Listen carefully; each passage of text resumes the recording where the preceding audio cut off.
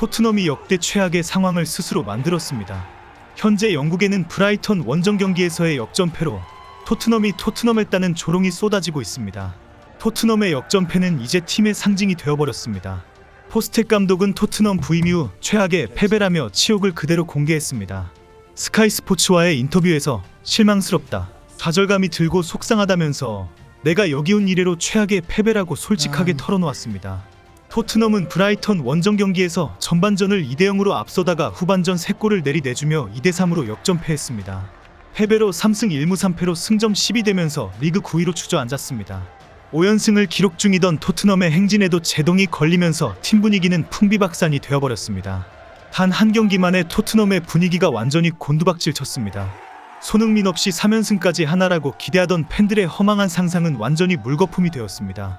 도리어 이제는 손흥민이 없으면 와르르 무너진다, 필패가 증명되었다는 한숨이 쏟아지고 있습니다. 최근 영국 팬들의 수준이 엉망진창이라는 사실은 브레넌 존슨 사태로 확인이 되었습니다. 존슨이 시즌 초반 부진한 모습을 보일 때 온갖 악성 댓글을 달면서 비난과 조롱을 퍼부었습니다.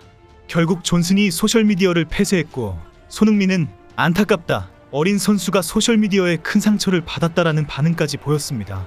그러다가 최근 브레넌 존슨이 5경기 연속골을 넣게 되면서 토트넘에 메시가 있다라며 환호한 토트넘 팬들입니다. 이제는 존슨이 있으니 손흥민은 필요 없다라고까지 설레발을 쳤습니다. 그리고 단 한 경기 브라이턴 원정 경기 역전패 이후 빨리 손흥민이 돌아와야 한다라고 호소하고 있습니다. 먼저 2골을 넣었지만 끝까지 높은 위치에서 상대를 압박하면서 5대0, 6대0을 만들 것처럼 나대던 토트넘은 선수들의 체력과 집중력이 떨어지면서 결국 와르르 무너져버렸습니다. 반면 직전 첼시전에서 패배를 했던 브라이턴은 홈에서 짜릿한 역전승을 거두면서 승점 3점을 챙겼고 브라이턴의 순위는 6위까지 올라갔습니다. 토트넘은 베르너와 벤탄쿠르를 불러들이고 미드필드 주전조인 파페사르와 이브비수마를 투입하고 다른 선수들을 모두 공격에 가담시키는 등 여러 방법을 써봤지만 소용이 없었습니다. 경기 막바지에 나온 토트넘의 만 17세 초신성 마이키 무어도 무언가를 보여주기에는 너무 어리다는 평가만 받았습니다. 전체적으로 경기장 분위기를 잡아주는 리더 부족이 충격적인 역전패의 원인으로 지적되었습니다. 주장 손흥민이 있었더라면 보다 체계적으로 상대 공략에 대응하고 팀이 일사불란하게 뭉칠 수가 있었을 것이라는 평가가 쏟아졌습니다. 브라이턴전 주장인 로메로는 상대 공세에 휘둘리면서 제대로 역할을 하지 못했습니다.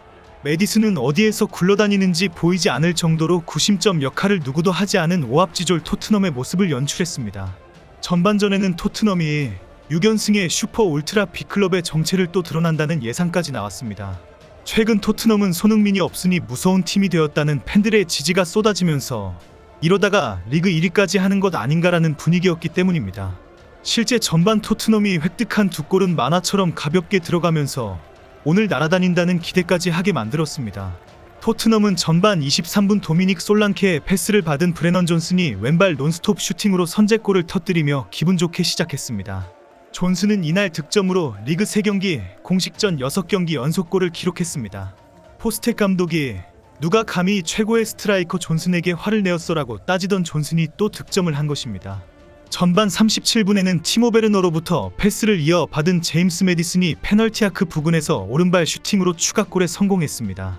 메디슨은 득점 이후 세리머니를 위해 카메라를 향해 나를 정확하게 클로즈업해라라고 지시하는 여유까지 보였습니다. 툭 던지는 다트 세리머니는 여유가 넘치면서 뭔가 더 있을 것 같은 기대까지 하게 만들었습니다. 하지만 여기까지였습니다. 후반 토트넘은 와르르 무너지면서 이번 시즌 리그 예상순위 9위 팀 토트넘의 모습을 드러냈습니다.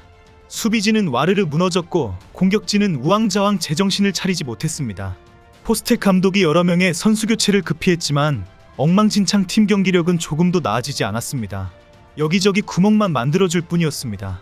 브라이턴은 후반 3분 만에 미토마가 왼쪽 측면에서 중앙으로 넘겨준 공을 얀쿠바 민테가 왼발 슈팅으로 밀어넣었습니다. 토트넘 수비수 2명은 헛발질을 하면서 어이없게 실점을 했습니다. 후반 13분에도 미토마가 중앙으로 연결해준 침투 패스를 조르지뉴 리터가 마무리하며 경기를 2대2 원점으로 만들었습니다. 급기야 후반 21분에는 브라이턴의 역전골이 터졌습니다. 리터가 오른쪽 측면에서 연결해준 크로스를 데니 웰백이 헤딩 슈팅으로 연결하며 역전골을 뽑아냈습니다. 포스텍 감독은 손흥민 부재가 패배의 원인이 아니다라며 팀 전체에 대한 책임을 지적했습니다. 포스텍은 기자회견에서 전례가 없는 선수들을 향한 극단적인 비판 발언을 쏟아냈습니다. 그동안 항상 선수들을 감싸는 발언을 먼저 해왔는데 오늘 역전패로 승리할 자격도 없다라며 강력한 비난을 먼저 한 것입니다.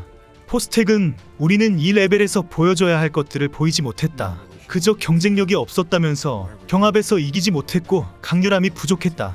경기의 기본을 다하지 못했고 그 대가를 치른 것이라고 말했습니다. 특히 후반전은 용납할 수 없었다. 모든 경기에서 이길 수 없지만 질 때도 방식이 있는 건데 내가 부임한 이후 이런 방식으로 진 건 처음이다. 용납할 수 없다고 말했습니다. 기자가 로테이션을 조금 일찍 했으면 하는 생각이 드는가라는 질문에는 충격적이게도 교체가 문제가 아니다. 그들은 교체뿐 아니라 다른 무엇을 하더라도 뭔가 얻어낼 자격이 없다. 기본 경쟁력이 없기 때문에 그런 것들은 아무 도움이 되지 않는다라고 말했습니다.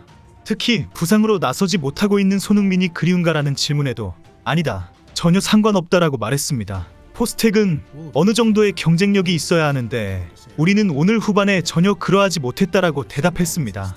결국 앞에 말한 비난처럼 손흥민이 들어온다고 해도 이렇게 모자란 선수들에게는 백약이 무효이다라고 충격적인 주장까지 한 것입니다. 이렇게 극단적이고 자극적인 발언에 놀란 기자들에게 포스텍은 충격적인 마지막 발언까지 했습니다. 선수들이 실망하고 있는 것을 잘 알고 있다. 하지만 나는 신경 쓰지 않는다. 그들은 더 실망스러워해야 한다라고 말했습니다. 브라이턴의 승리는 일본에서 미토마가 승리의 주역으로 크게 화제가 되고 있습니다. 경기에서 미토마가 측면에서 끊임없이 침투하면서 토트넘 수비진을 괴롭혔고 도움까지 기록했습니다. 라인을 높게 올린 토트넘은 미토마가 뛸 때마다 따라잡지 못하는 모습을 보여주었습니다. 마네골의 기점이 된 날카로운 크로스뿐 아니라 절묘한 전진 패스로 동료의 동점골을 도왔습니다. 축구 통계 매체 풋몹에 따르면 미토마는 풀타임을 뛰며 도움 1개, 슈팅 3회, 양팀 통틀어 가장 많은 키패스 3회 등을 기록했습니다.